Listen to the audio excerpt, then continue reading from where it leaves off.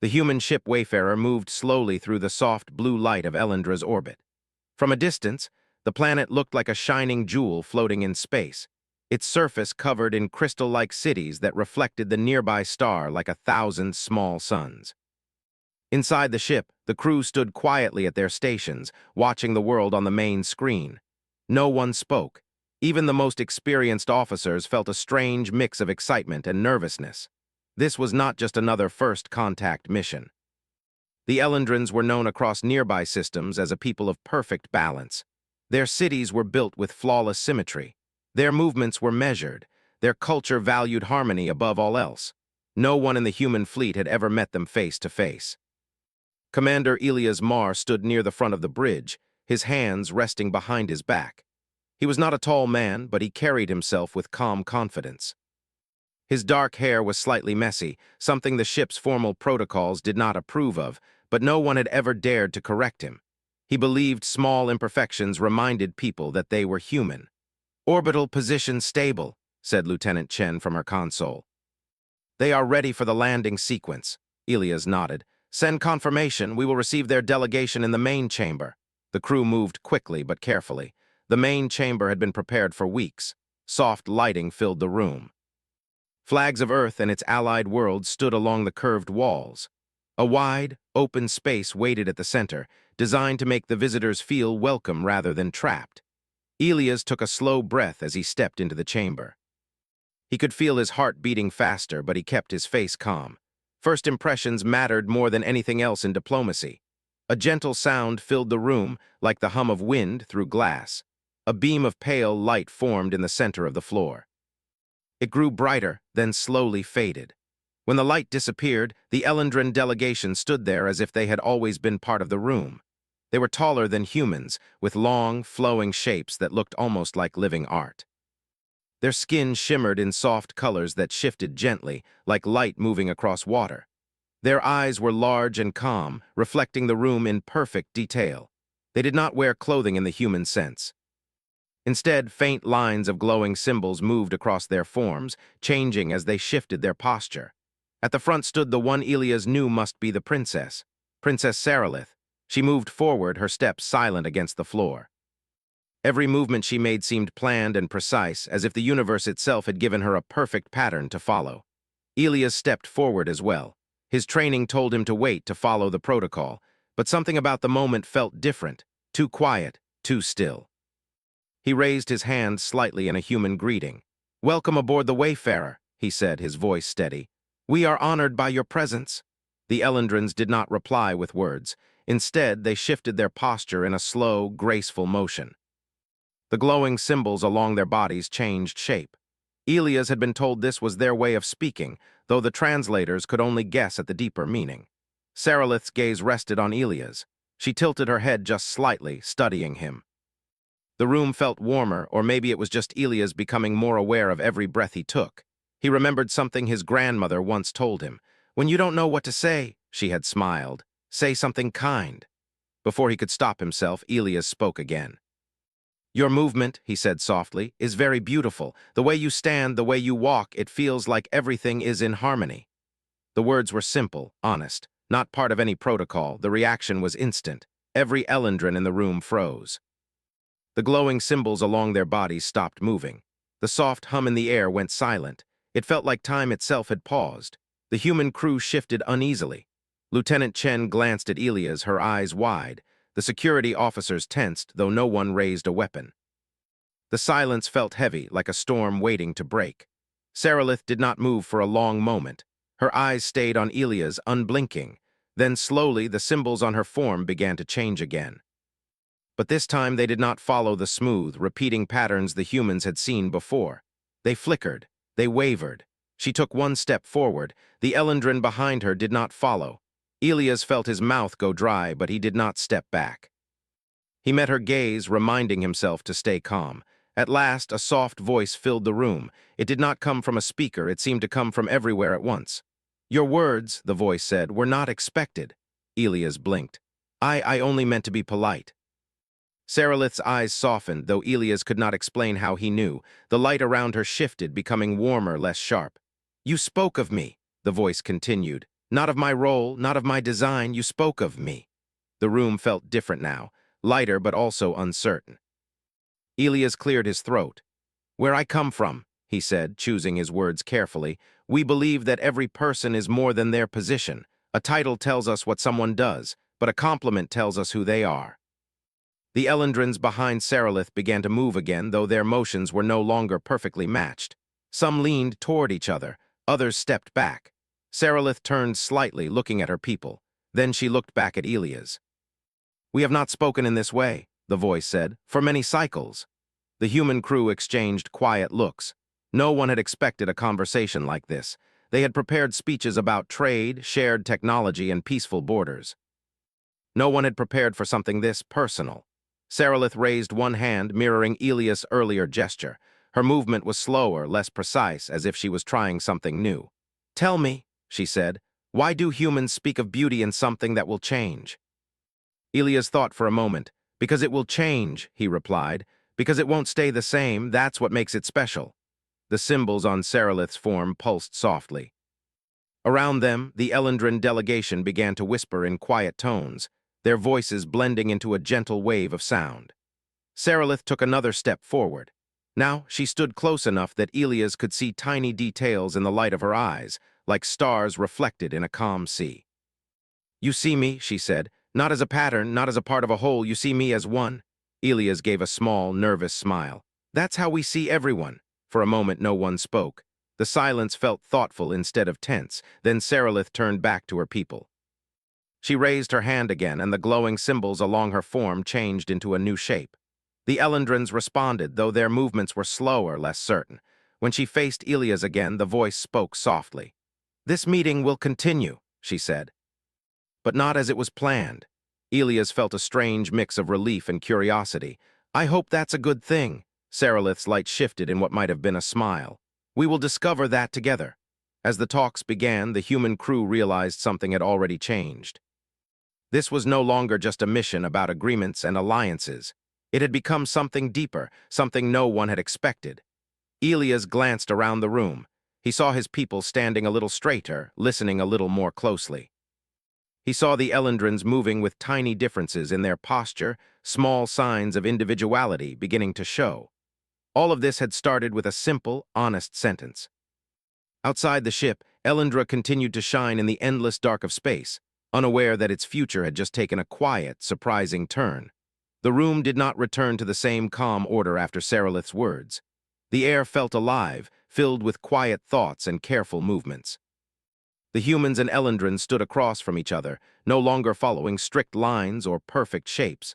Small changes began to appear everywhere, like tiny cracks in a smooth surface. Commander Elias Mar stood near the center, his hands resting at his sides. He could feel every eye in the room, both human and Elendrin, watching him. He had not planned to become the focus of history that day, yet here he was, standing between two worlds that suddenly felt much closer than before. Sarilith turned slowly, looking at her people. The glowing symbols on her form shifted again, but this time they did not repeat the same patterns. Each line moved in a slightly different way, as if unsure of where it should go. The Elendrins began to speak among themselves, their voices soft and layered. The human translators worked quickly, turning the sounds into simple words. She asks what it means, Lieutenant Chen whispered to Elias, to be seen as one, not as many. Elias nodded slowly. He stepped forward just a little, careful not to cross any invisible line. It means, he said, that every person has their own story. Even if they stand with others, even if they serve something bigger, they still carry their own thoughts, their own hopes. Sarilith tilted her head, watching him closely. The light around her dimmed and brightened in slow waves. Our people, the voice said, were once many stories. Long ago we chose to become one design. It brought us peace, it brought us balance. Elias listened carefully. And did it bring you happiness? He asked. The Elendrin delegation went silent again. This time it did not feel like shock. It felt like deep thought. Sarilith did not answer right away. Instead, she walked toward one of the wide windows that looked out into space. The stars reflected on her glowing form, making her look like part of the night itself. Happiness, she said at last, is not a word we use. Elias felt a small ache in his chest. He walked to stand beside her, keeping a respectful distance. It's a word we use a lot, he replied. Sometimes we even chase it. We don't always find it, but the search itself gives our lives meaning. Sarilith looked at him, truly looked, as if trying to see the shape of his thoughts. The Elendrins behind her shifted. Some of them moved closer to the humans. Others stepped back, their lights flickering softly. The talks continued, but they no longer followed the prepared path. Instead of trade routes and shared research, the conversation turned to stories. Humans spoke of their families, their childhoods, the mistakes they had made, and the lessons they had learned. They spoke of art, music, and dreams that had never come true. The Elendrins listened. Then, slowly, they began to respond. One of them stepped forward, smaller than the others. The symbols on their form glowed in gentle, uneven lines. "I once wished," the voice said, "to change my light, but I was taught it must remain the same as all others." The human crew exchanged quiet looks. Elias felt something warm and heavy in his chest. Sarilith turned toward the Elendrin who had spoken. She studied them for a long moment, then she raised her hand. "Show me," she said. The smaller Elendrin hesitated. Their light dimmed, then brightened. Slowly, their glow shifted to a new shade, soft and pale like early morning. A quiet sound passed through the room. Not fear, not anger, wonder. Sarilith stepped closer to them. The symbols on her own form changed again, becoming less sharp, more flowing. "You are still Elendrin," she said. "You are still part of us." The smaller Elendrin's light pulsed, stronger now. Elias watched, hardly breathing. He realized he was seeing something that had never happened before, a choice, a moment of self. Later, as the Elendrins moved to another chamber to speak among themselves, Elias and his crew gathered near the center of the room. "You started something big," Lieutenant Chen said quietly. Elias rubbed the back of his neck. "I just said what I felt." "Sometimes," she replied, "that's how the biggest things begin." Time passed slowly. The human crew waited, unsure of what the future would bring. Some feared they had pushed too far. Others hoped they had opened a door that could never fully close again. At last, Sarilith returned alone. Her light was different now, still beautiful, still strong, but softer, warmer. She stood before Elias and looked at him in silence. "I have been shown many things today," she said. "Thoughts I did not know I could have. Feelings I did not know I could feel." Elias nodded. "I'm glad we could share them." Sarilith looked out at the stars again. "Our council fears change," she continued. "They believe perfection must remain untouched. But I have seen what happens when even a small difference is allowed to exist." She turned back to him. "I wish to learn more of your people, not only your science, not only your plans, your lives." Elias felt a slow smile spread across his face. "We'd be honored to show you." Sarilith raised her hand again, copying his first greeting more closely this time. "Then this is not just a meeting," she said. "It is a beginning." As she left the room, Elias looked around at his crew. He saw quiet excitement in their eyes, mixed with a sense of responsibility. They were no longer just visitors. They were teachers and students in a lesson that stretched across the stars. Outside, Elendra continued to glow in the dark, its perfect surface hiding the first signs of a gentle, beautiful change. The next cycle on Elendra began with soft light spreading across the crystal cities like morning mist. From the wide windows of the Wayfarer, Elias watched the planet glow beneath them. He felt a quiet sense of purpose he had not felt before. The meeting with Sarilith had changed more than just the plans of the mission. It had changed how he saw his role in the universe. Sarilith arrived again, not alone this time. 2 Elendrin Council members stood behind her, their forms sharp and bright, their glowing symbols moving in perfect, strict lines. Their presence made the room feel colder, even though the lights and air stayed the same. Elias stepped forward and gave his small human greeting. Sarilith returned it, her movement still careful, still learning. "We have listened to your stories," one of the council members said, their voice smooth and firm. "We have observed the changes among our people. We do not yet understand them." Elias nodded. "We don't always understand ourselves either, but we keep learning." The council member's light flickered once. "You speak of individuality as strength. We see it as a source of disorder." Sarilith stood quietly between them. Elias noticed her light shift, softer than the council's, less sharp. "To understand each other," Elias said, "we need to experience each other's worlds, not just talk about them." The council members turned slightly toward each other. Their symbols moved quickly, exchanging silent words. At last, Sarilith spoke. "The council has agreed to a test." Elias raised an eyebrow. "A test?" "Yes," she said. You will enter a space built by our design, a place where perfection is maintained at all times. You will live there, work there, and create there. We will observe what becomes of you." Lieutenant Chen leaned closer to Elias and whispered, "That sounds intense." Elias took a slow breath. "We accept." The Elendrins guided the human crew to a new chamber deep within their crystal city. The walls glowed with soft light, and the floor felt smooth and warm beneath their feet. The air itself seemed to listen, adjusting to every movement they made. "This space will respond to you," Sarilith explained. "If you make a mistake, it will correct you. If you choose a path, it will guide you to the most balanced outcome." At first, the humans were amazed. They built simple structures, and the walls shaped themselves into perfect forms. They planted small gardens, and the plants grew in neat, even lines, each leaf the same size and color. When someone spoke too loudly, the room softened their voice. When someone moved too fast, the floor slowed their steps. "This is kind of nice," one of the engineers said with a laugh. "It's like the world is helping us." For a while, it felt that way. But as time passed, something strange began to happen. The humans stopped trying new things. Every idea they had was shaped into the same smooth result. Every song someone tried to play came out perfectly, but also exactly like every other song. The small differences that made each person's work unique slowly faded away. Elias noticed it first when he tried to draw. He sketched a simple picture of Earth, of blue oceans and white clouds. The surface beneath his hand corrected the lines, smoothing them into a perfect circle, perfect shapes, perfect balance. It looked beautiful. But it did not look like home. He set the drawing down and felt a quiet sadness he could not explain. Sarilith watched from a platform above, her light dimmer than before. She saw the humans walking slowly now, speaking less, creating less.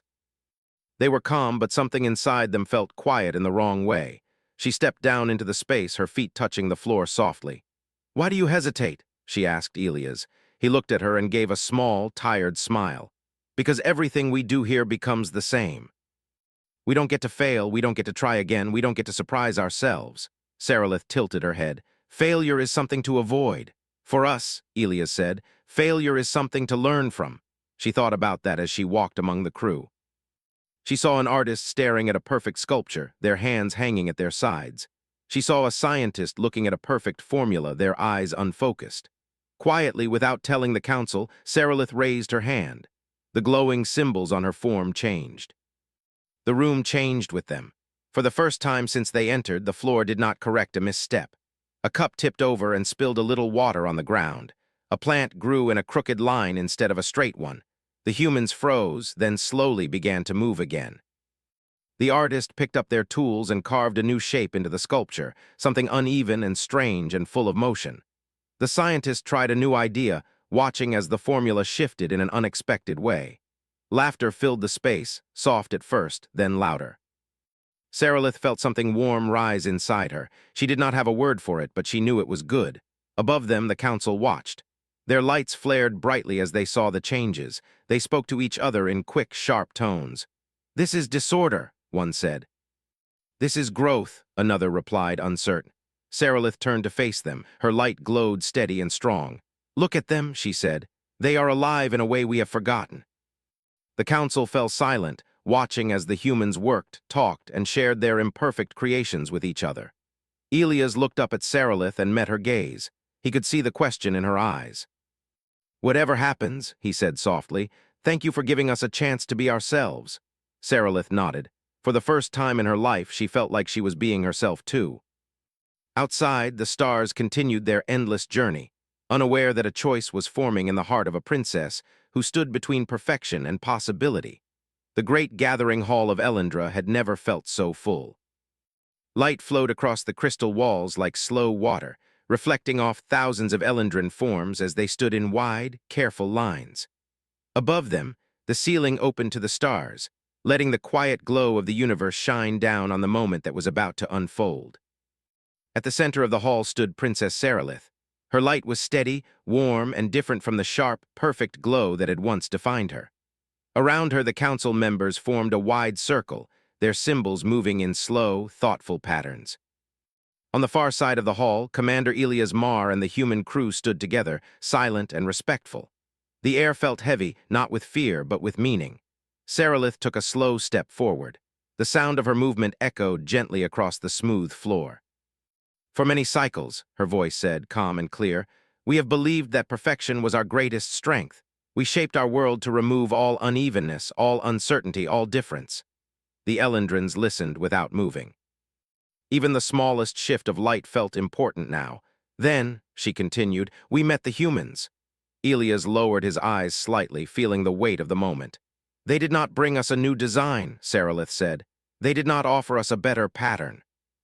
They offered us a new way to see ourselves. She raised her hand, and the symbols on her form changed. Instead of forming one smooth, repeating shape, they split into many small, flowing lines, each moving in its own gentle direction. A quiet sound moved through the crowd. I was praised, she said, not as a symbol, not as a role, but as a person. Some Elendrins shifted, others leaned forward. I felt something I had never felt before, Saralith continued. I felt seen. The council members exchanged slow, careful movements, speaking in silent patterns. One of them stepped forward, their light sharp and bright. Our people have known peace for generations, the council voice said. Our world is balanced, our lives are stable. Why should we risk this for something uncertain? Saralith turned to face them. Her light did not fade, it grew stronger. Because balance without choice is not peace, she replied, and stability without voice is not life. A deep silence followed her words. Elias felt his heart beat slowly in his chest. He did not know if this moment would lead to connection or separation, but he knew it would change everything. Saralith turned back to the crowd. I do not ask you to abandon who we are, she said. I ask you to remember who we were, she gestured toward the humans. They fail, they struggle, they change, but in that change they grow, they create. They care for one another in ways that do not follow any pattern. The Elendrins watched as one of the human crew members, a young technician, reached out and placed a hand on another's shoulder, offering quiet support. The simple gesture stood out in the perfect stillness of the hall. I choose, Saralith said, her voice steady, to be both Elendrin and myself. For a long moment nothing happened. Then near the edge of the crowd, a small light shifted. An Elendrin stepped forward, their glow uneven, their symbols moving in a new, uncertain way. I choose to wonder, they said softly. Another stepped forward. I choose to feel. Another. I choose to change. The hall began to fill with movement, gentle and slow, not chaos, not disorder, but something alive. The council members stood still, watching as their people stepped out of perfect lines and into loose, natural groups. At last, the council leader lowered their head slightly. The path you open cannot be closed, they said, but it will be watched. Saralith nodded. That is all I ask. Later, as the gathering ended and the hall slowly emptied, Elias stood near one of the wide openings that looked out into space. Saralith joined him, her light soft against the dark stars. Our time here will come to an end, Elias said. We will return to our world. Saralith looked at the stars. And we will continue on ours. She turned to him. But we will not forget what you showed us. Elias smiled gently. Neither will we. They stood in quiet for a moment, sharing the calm between them. Below them, Elendra's cities began to change. Not in grand, sudden ways, but in small ones. Lights shifted in different colors. Paths curved instead of running straight. New spaces appeared where people gathered, talked, and shared their thoughts. On the Wayfarer, the human crew prepared for departure. They packed their tools, checked their systems, and took one last look at the glowing world that had become more than just a point on a map. As the ship slowly pulled away, Elias stood at the viewing window. He saw Saralith standing on a high platform, her light a soft, steady beacon against the crystal city. Lieutenant Chen joined him. Do you think we did the right thing? She asked quietly. Elias thought for a moment. I think, he said, we did a human thing. The ship turned, its engines glowing gently as it set a course for the stars. Behind them, Elendra shone in the dark, no longer a world of perfect lines and silent patterns, but a world beginning to discover the beauty of its own many voices. Far across the quiet stretch of space, a simple idea traveled with the humans as they went. That sometimes the greatest change does not come from power or knowledge or control. Sometimes it begins with a kind word, a brave choice, and the simple act of seeing someone for who they truly are.